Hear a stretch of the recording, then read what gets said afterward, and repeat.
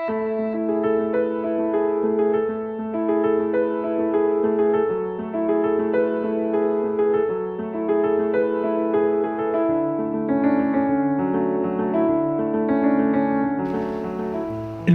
fil-Bibbja huwa forma letterarja mill-ħafna li nsibu li jiffurmaw il-Bibbja kollha r-rakkonti tagħha.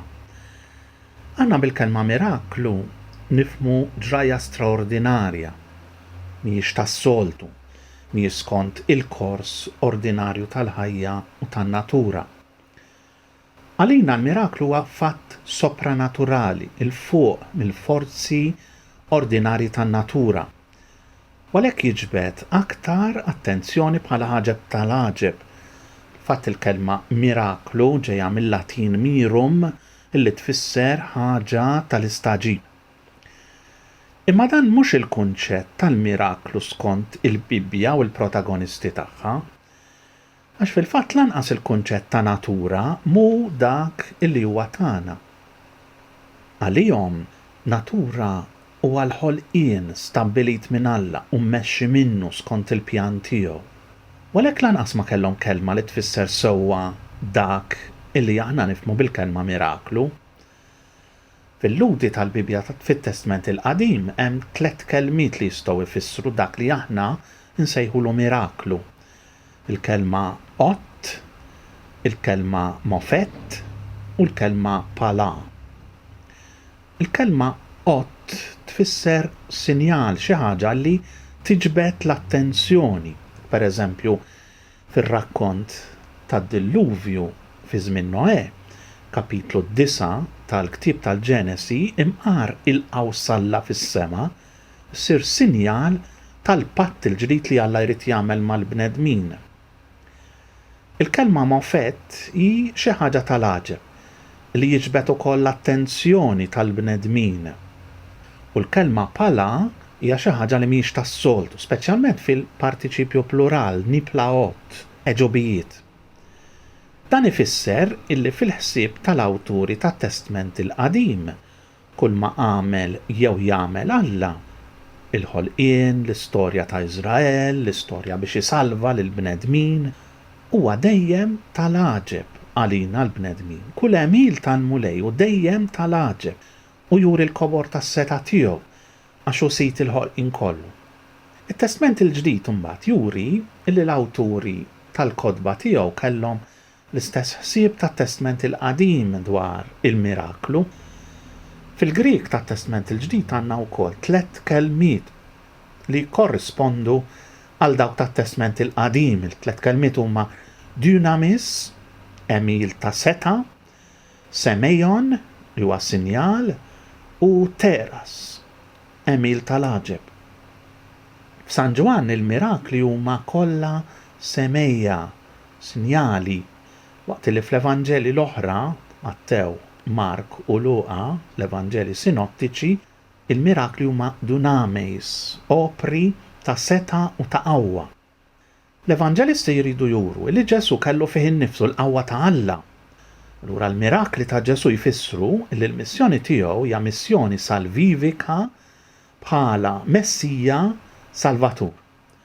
Huma wkoll sinjali tal-preżenza ta' Alla fid-dinja imma fil-persuna ta' Ġesu Kristu. Ta' min jgħid mill-ewwel li l-mirakli ta' Ġesu ma sarux bħala mirakli fihom infushom. Ma tiftihemx kieku ir-raġuni għaliex Ġesu m'għamilx iżjed mirakli milli għamel. Lanqas tiftihem għaliex Ġesu ġieli jagħmel mirakli meta ma kienx mitlub. Pereżempju, fit-tielet kapitlu tal-Evanġelu skont Mark, ir-raġel bidu nixfa, Ġesu ma talbux ifejqu, il-fejqan tal-mara milwija ma talbitux tfejqu. Fil-kapitlu 13 tal-Evanġelu ta' San Luqa, il-mara armla ta' Najm, dak iż-żagħżugħ mejjed li kienu qed iġorru fil-kapitlu 7 tal-Evanġelu ta' San Luqa, dak il-qawmien li Ġesu għamel hemmhekk ma kienx mitlub jagħmlu laqqas minnhom il-mejjed, ma tiftihemx lanqas għaliex l-Evanġelu ta' San Ġwan qatt ma jsejjaħ il-mirakli ta' Ġesu mirakli, imma dejjem sinjali. Kieku b'sinjali mirakli nifhmu l-mirakli fihom infushom, għalihom infushom. Għax sinjali jiġifieri jippuntaw lejn xi ħaġa oħra. Wara r-rakkont tat-tieġ ta' Kana, pereżempju l-Evanġelista San Ġwan jikteb fil-kapitlu 2 dan li jagħmel Ġesu f'Kana tal-Galilija kien l-ewwel wieħed fost is-sinjali tiegħu. Bih wera l-glorja tiegħu d-dixxipli tiegħu emmnu fih. Mela skont San Ġwan, Ġesu kien jagħmel il-mirakli biex juri l-glorja tiegħu u biex id-dixxipli tiegħu jemmnu fih. Il-mirakli kienu mod ukoll ta' evanġelizzazzjoni min-naħa ta' Ġesu. Darb'oħra fil-miraklu tal-matub li niżluh mis-saqaf għandna dettall importanti ħafna fl-Evanġelju skont San Mark il-kapitlu 2 mill-versi 8 l quddiem. Mark jikteb malli Ġesu intebaħ bih innifsu. X'kienu qegħdin jgħidu bejnhom u bejn ruħhom għalilhom għaliex qegħdin taħsbu hekk f'qalbkom? X'inhu leħfef tgħid lil mifluġ dnubijietek maħfura? Jew tgħidlu qum u aqbad friexek u imxi.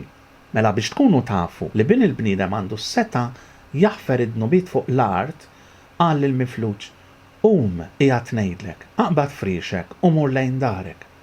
Dak qam qabad malaj friexu u ħareġ il-barra quddiem kulħadd. U kulħadd staġeb u bedew ifaħru lill-Alla u jgħidu ħwejjeġ bħal dawn qatt ma rajnihom.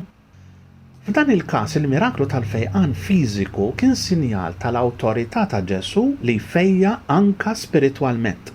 Għax il-fejqan fiżiku issa sar sinjal tal-fejqan spiritwali.